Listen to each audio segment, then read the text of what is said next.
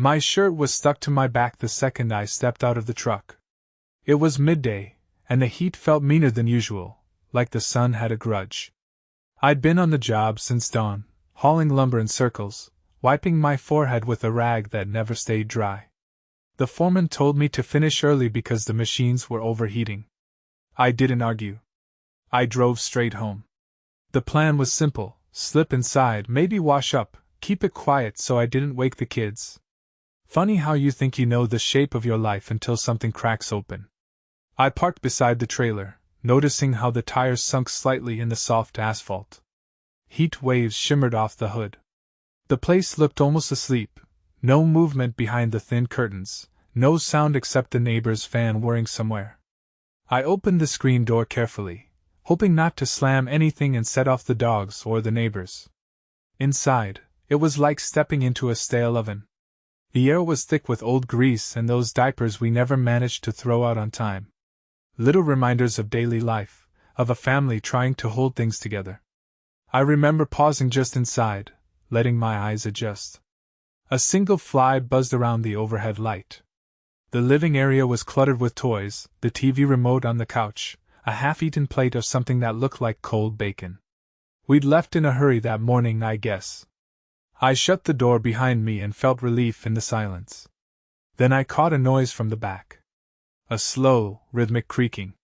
I told myself it was just the mattress springs. Maybe she was tossing or turning, or trying to rock one of the kids to sleep. But something in the sound felt off. Thicker. A pulse I didn't recognize. I set my lunchbox on the counter. Took a breath. The smell made me wrinkle my nose. Sweaty clothes, old diapers, something else, something sharp and sour. My boots were heavy on the linoleum, so I took smaller steps, not wanting to wake anyone if they were asleep. I remember thinking, could be the kids are down, and she's just napping. But that noise continued, a pattern, and I heard a second voice. Low, rough, something I'd never heard before in my own home. My stomach dropped. My heart started to pound so hard I worried I might pass out. The hallway to the bedroom was short, maybe 10 steps total. Each step felt like crossing into a place I didn't recognize. The smell got heavier. Sweat mixed with something raw. Then her voice cut through the air, that high-pitched tone she used when she was angry, except this time it was mixed with, I don't know. Pleasure? Pain? I'd never heard her like that. Then came a man's voice, a laugh. I paused at the half-open door. My hand was shaking. I wanted to walk away, pretend this was some misunderstanding. But there was no misunderstanding. I heard them. Clear as day. I pushed the door the rest of the way. She was on top of him, not even under the sheets. Her hair stuck to her forehead. He was big, broad shoulders, tattoos I couldn't make out. He turned his head, looked at me over her shoulder, and he smiled. Not a nervous smile, not an apology. Just a grin, like he was happy I got to see this. She realized I was there too, but instead of screaming or jumping off, she just froze. The creaking stopped. It felt like the world held its breath. I stayed silent. My mouth was dry. I wanted to scream or break something or tear him off the bed. But I didn't do any of that. Didn't feel like it'd help. I stepped in, saw his pants crumpled on the floor near the bed, wallet peeking out, keys on top. Her shirt tossed aside, bra dangling from the bedside lamp. My mind was spinning. Instead of going for him, instead of yanking her away, I just bent down, grabbed his pants, the wallet, and the keys, and turned to leave. I don't know why I did that. Maybe because it was the only thing that came to my head at that moment. Maybe because it felt like a small measure of control in a situation where I had none. He didn't chase me. She didn't beg me to stop. They just watched me walk out. The door slapped shut behind me. I remember the kids' car seats buckled in the back of my pickup. I grabbed them both, practically ripping my own fingernails trying to undo the straps. My hands were shaking, my heart felt too loud. I could still hear that bed in my ears, that squeak. Could still see his face. That smile. I wrestled the car seats out and carried them inside. The kids were asleep in the corner, the small bassinet, and the portable crib. They looked peaceful, oblivious to everything. I gently picked them up, one at a time, still half dazed. I didn't even bother with packing a diaper bag. Just grabbed the kids, walked back to my truck, strapped them in carefully. All the while, my mind was somewhere else, like this was a nightmare I'd wake from any second. I drove over to her mother's place. Didn't say a word when she opened the door. She looked confused, wanted an explanation, but I handed her the kids without a sentence.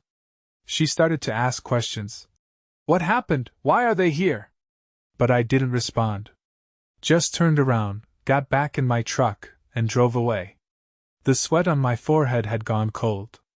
I circled the block once or twice, not sure what to do. My mind was raw.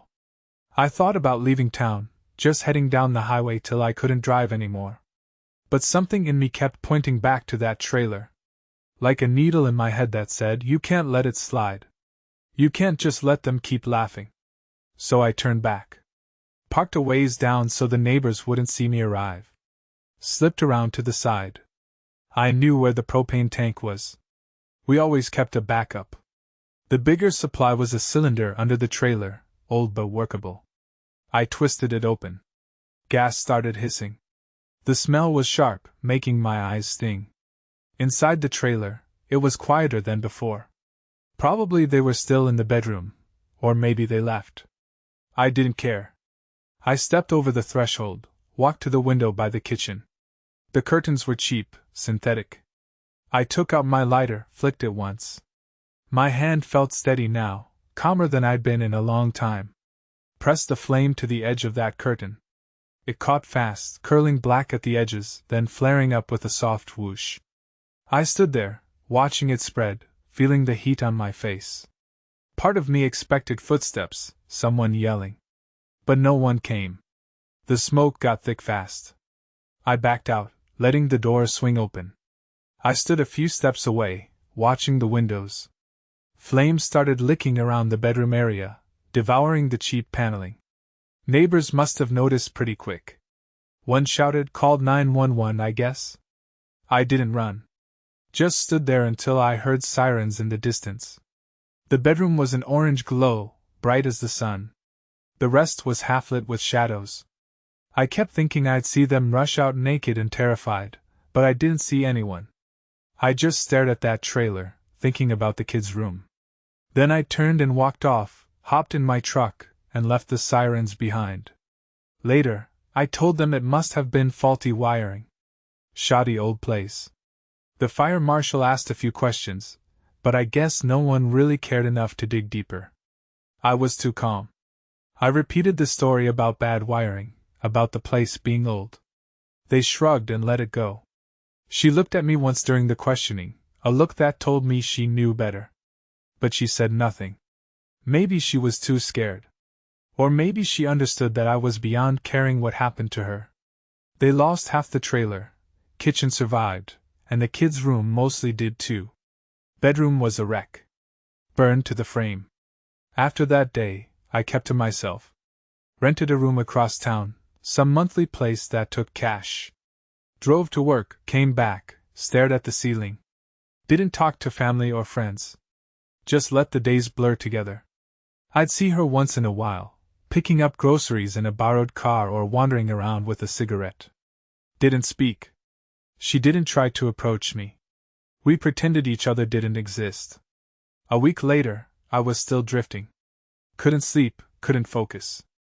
I'd hear that damn squeaking in every quiet moment, see his grin. So one day I decided to do something. Something final. I went and did a paternity test. I kept hearing rumors, old whispers that maybe those kids weren't mine. I brushed them off. But now, with everything burned down, literally and figuratively, I had to know. I paid the fee, let them swab my cheek, and walked out. 2 days later, I got the results. I opened the envelope in the parking lot of a diner. I remember squinting in the bright sun, scanning those lines until the words sank in. 0%. 0. For both kids. I just sat there on the hood of my pickup, the letter in my hand, feeling the asphalt heat through my boots. Didn't curse, didn't scream. Just felt hollow, like someone cut out my insides. I mean, I'd been the one waking up at 2 a.m. to feed them. I'd changed diapers, bathed them, held them when they cried. And now a piece of paper told me I was no one. A ghost. I stayed like that for a long time. Might have been hours. Eventually, I drove back to my little room.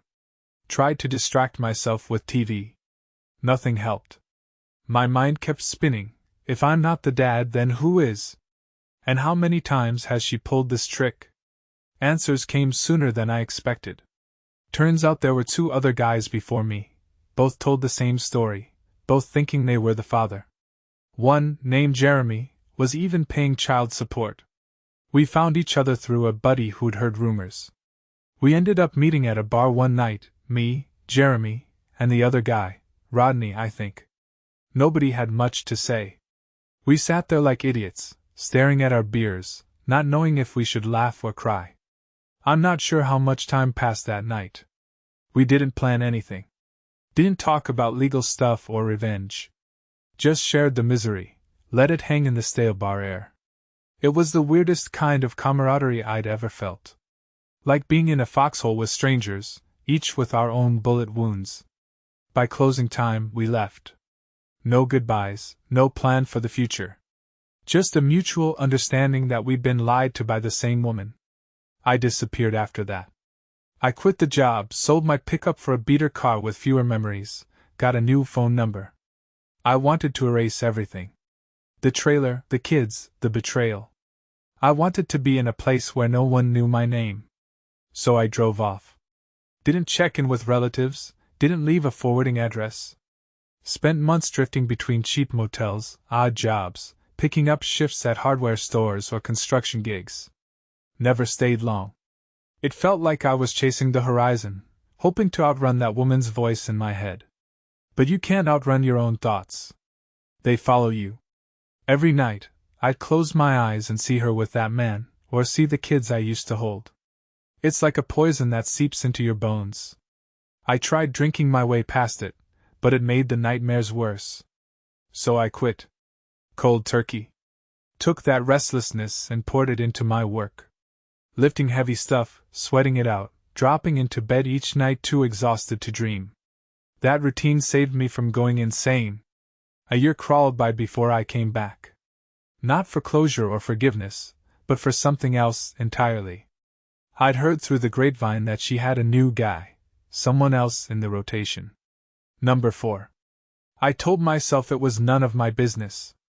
But the anger never left. I wanted to see him, to see if he was as smug as the last one. Maybe I just wanted to confirm that she was still playing the same game. So I returned to town, kept my head low, and found out where he lived. A rundown RV parked on the edge of some trailer park near the highway. I watched it for a couple of days, staying in a cheap motel again, feeling that old bitterness coil in my gut. I did something I'm not proud of. Found some steel shavings at a junkyard, mixed them with glue, made a kind of sticky mass. One night, I popped the hood of his RV, worked the clumps into the engine block, right around where I knew it would cause havoc once he cranked the ignition. The next day, I heard he was on the highway when it gave out. Blew the engine to pieces. He almost died, they said. I didn't feel sorry. It was just numb relief. Like, that's what you get. She was stuck again. 2 kids, no money, an RV that couldn't be fixed. She ended up with more debt than she could handle. But I doubt that taught her a lesson. I left town right after. Didn't linger for the aftermath. Drove straight to Springfield, got a job at a sawmill. Didn't tell anyone about my past. I keep my head down. I don't date. Don't drink. The guys at work try to invite me out for a beer sometimes, but I always turn them down. Can't talk to anyone without feeling like I'm lying or holding something back. My nights are quiet, just me and the walls of my small apartment. Sometimes, on a bad night, I hear her laugh in my head. That high, sharp sound that isn't real laughter at all. More like a warning siren. It echoes in my sleep. I wake up sweating, heart pounding. I won't say I regret everything. I can't. I did what I did. But there's an emptiness in me that doesn't go away. I wonder if the kids are okay, wherever they ended up, whoever their real fathers might be. I don't ask, don't want to know. They're gone from my life, and that's that. I've buried the memories under sawdust and routine. But they burrow out sometimes, late at night. No matter how far I run, I still feel that trailer's heat on my face, still see the flames flicker behind my eyelids. Asterisk, asterisk, asterisk. I got used to that emptiness. It's almost comforting now, like a numb ache you learn to live with. But that first week after the fire? That was something else. I'd go to bed and see the smoke, see that man's grin. I'd clench my fists until they cramped. Couldn't cry, couldn't scream, just bottled it up. My phone would buzz sometimes. Her mother calling, maybe the cops, maybe even that bastard with the tattoos. I never answered. Eventually the calls stopped. It's strange how quiet life can get when you cut everyone out. Nobody to ask how you are, nobody to check if you're still breathing. I told myself that was what I wanted. Freedom from lies. But when the night is long and dark, and your thoughts spin around your head like a vulture, you start wondering if maybe you needed something, even if it was built on a lie. I'd think of the kids in the back seat of my truck, their soft breathing as they slept. I'd think of how I used to hum to them when they fussed. I was never a singer, but it calmed them. That's what burns the most, I guess. The small moments that felt so real. Turns out they weren't mine. I was just another placeholder in a long line of men. Time kept moving, though. Days turned into weeks, and the fire's memory became old news in that part of town. People move on fast when things don't involve them. I kept my job. Worked until my arms felt like they'd fall off. Went to the paternity test place out of pure spite. Couldn't shake the feeling that maybe it was all a sick joke, that maybe one of them was mine. But the results came back the same, 0. Nothing. I wasn't a father. I was just a guy paying the bills, changing the diapers, trying to do right by a family that wasn't even mine. Once I learned about Jeremy and Rodney, it all felt even more twisted. Like she had a pattern. She'd reel some sorry fool in, make him believe, use him till the next came along. By the time you figured out the truth, you were a hollowed-out shell. I met those two at a dingy bar on the outskirts of town. We didn't talk much. Just the occasional question like, "You know she used to say this or that?" Or, "Did she tell you the same story about how she grew up?" We found out she told us each a different version. But we didn't have the energy to get mad at each other. We were all victims of the same lie, men who should have known better, maybe. Yet we didn't. After that meetup I vanished. Didn't return calls, didn't keep in touch. I felt dirty, like a fool. Packed what little I had into a duffel bag, threw it in the back of my truck, and left. Then that unstoppable restlessness took me over. One cheap motel after another, one truck stop after the next. It wasn't glamorous. It was lonely, and I spent too many nights staring at a brown water stain on the ceiling. But I told myself at least I was free. When I ran out of cash, I'd pick up labor jobs. There's always someone needing a pair of hands to move crates, fix fences, unload supplies. I kept my head down, avoided questions. People always assume men my age have some stable life. Wife, kids, house. I let them assume. Didn't correct them. Didn't mention the trailer or the fire. Some nights, I'd see a family in a diner booth, kids coloring on the menus, parents chatting. I'd feel a tightness in my chest. That used to be me, or so I thought. A year later, give or take a month, I got wind that she was with another guy. This time, he had an RV.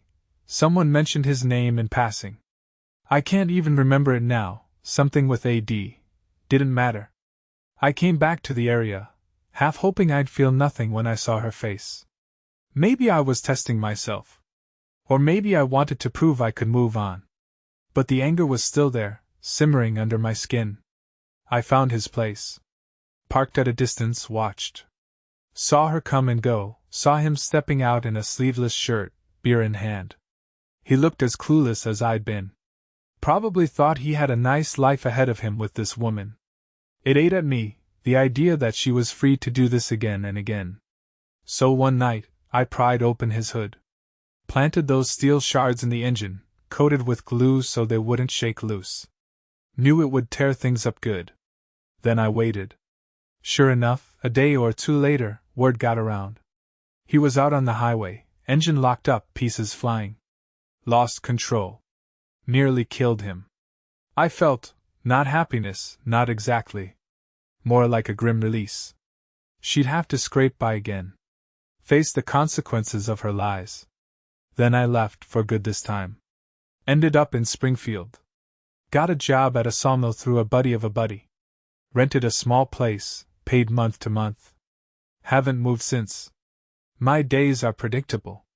Wake up, work, come home, sleep. I don't talk to many people. Don't drink. Don't smoke. My phone doesn't ring.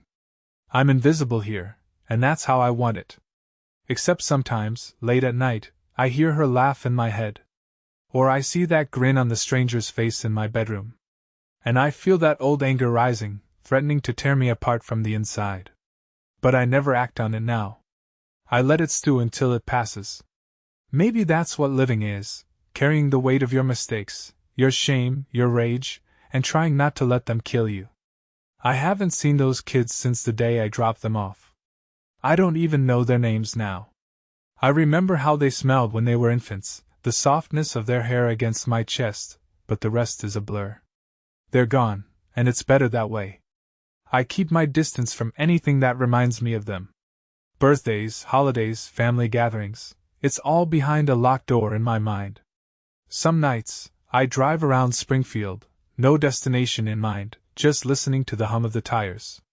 I pass by houses with lights on, see silhouettes of families at dinner tables, see kids riding bikes under the street lamps. I don't stop. Don't get out. Just keep driving until I'm tired enough to sleep. It's a lonely existence, but at least I'm not living a lie anymore. I guess that's the end of it. Or maybe it's never really the end. I'm just telling you this because you asked, and I don't have a reason to hide it anymore. That's how it happened. That's why I am where I am. Why I keep to myself. Why you'll never see me bring anyone home. I learned my lesson about trust, about families built on sand. And I carried the taste of smoke in my mouth, the memory of flames, the quiet hum of a paternity lab's waiting room. Nothing fancy. Just facts. That's all I got. Asterisk, asterisk, asterisk. There was a time I believed in things like second chances, in talk of forgiveness or turning the other cheek. But life has a way of slicing that out of you piece by piece. I'm not out here preaching or telling anyone how to live. I'm just saying I did what I had to do. Or maybe I did what I wanted to do, and now I live with the consequences. I don't know if there's a difference. Some nights, I tell myself I was justified, she lied, cheated, tore my life apart. Other nights, I wonder if maybe I was just another asshole trying to hurt someone back. Either way, it's done. I'm too old to rewrite it. My routine doesn't vary much these days. Wake up before dawn, drink some coffee black, drive to the sawmill. The saws start up around 6, and the place smells like fresh cut pine, a scent that's almost sweet. I stack boards, move planks, check measurements. It's honest work. The guys on the line mostly talk about sports or their families. I don't join in. They know better than to pry. Once in a while, a new guy comes along and tries to start a conversation. I give short answers. They lose interest eventually. Lunch break, I sit on a stump outside, watch the dust float in the air. I used to check my phone a lot, but nobody calls, so now it's mostly just for the time. After the shift, I drive home. My apartment's on the second floor of a dull gray building.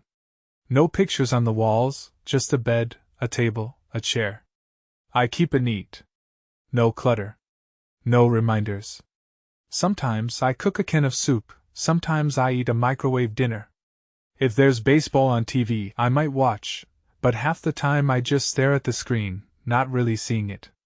It's a far cry from the life I had in that trailer, with 2 kids crawling around and a woman who I thought was mine.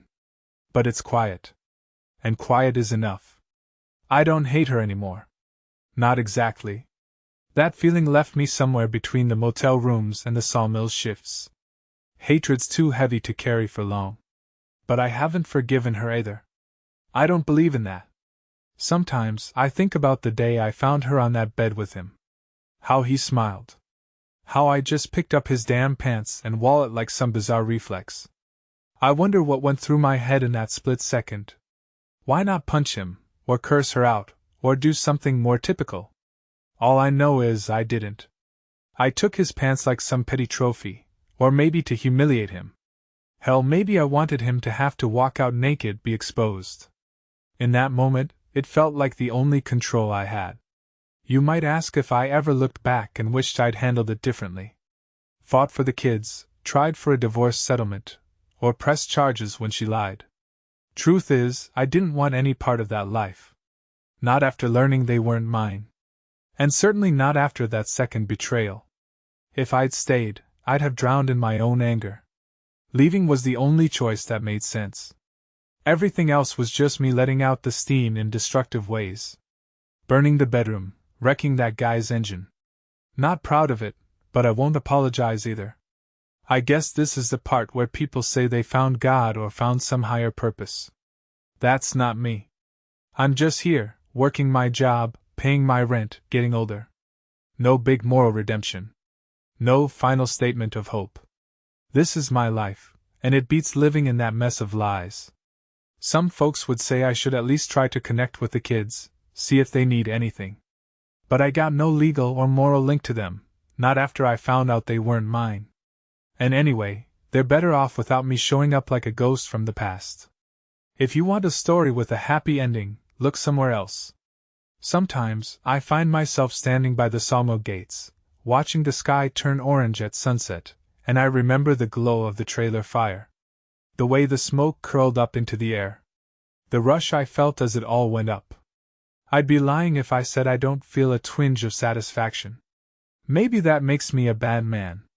Or maybe it just makes me human. I don't have answers. All I know is I can still feel the heat on my face, still smell that cheap curtain burning. Nights are long. The bed's cold.